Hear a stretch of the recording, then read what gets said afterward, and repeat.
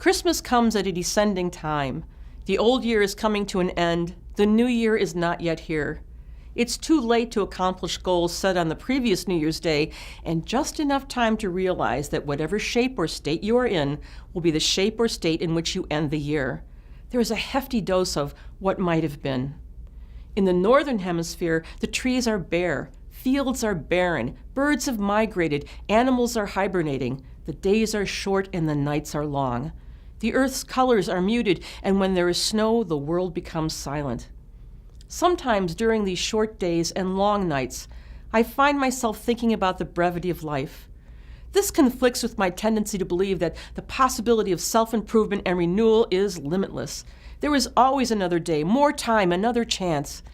I remember watching our first child as she slept in her cradle, thinking about the future before her and, at the same time, the reality that there would be an end.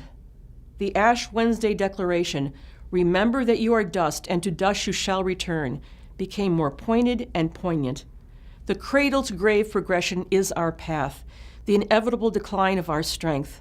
As it says in Psalms, "As for mortals, their days are like grass. They flourish like a flower of the field, for the wind passes over it, and it is gone, and its place knows it no more."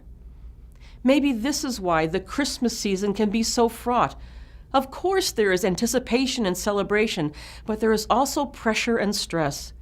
Perhaps we are trying to greet the Lord's birth with our best efforts. When I was a girl, Christmas preparations were not complete until the silver was polished, and that job fell to me.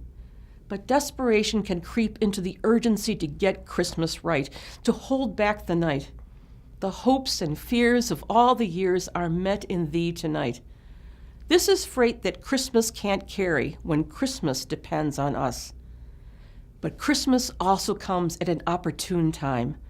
God did not come to us that first Christmas when we were at the top of our game or when the world was perfect. Even the circumstances of Jesus' birth were a sharp reminder that all was not well. Forced migration to Bethlehem, no room for the young family, born in a stall. Emmanuel, God with us, came to us and comes to us precisely at the time when our need is greatest. Our attempts to bring about perfection actually get in the way of receiving the gift.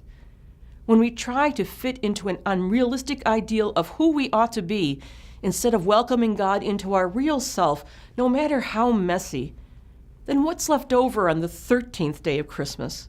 Fatigue, certainly, but also the dull acceptance that life moves from cradle to grave. On Christmas, God has reversed the cradle-to-grave progression.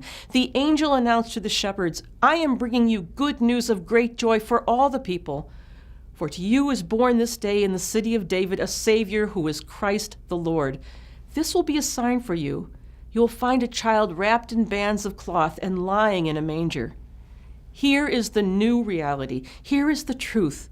Our lives are not a meaningless trudge from cradle to grave, but a joyful journey, true and lasting joy, from grave to cradle. All our brokenness and death meet life and healing and hope in the child in the manger. His cradle defeats the grave. We are loved. We are alive. Now we are free to greet this holy season. Merry Christmas, dear church.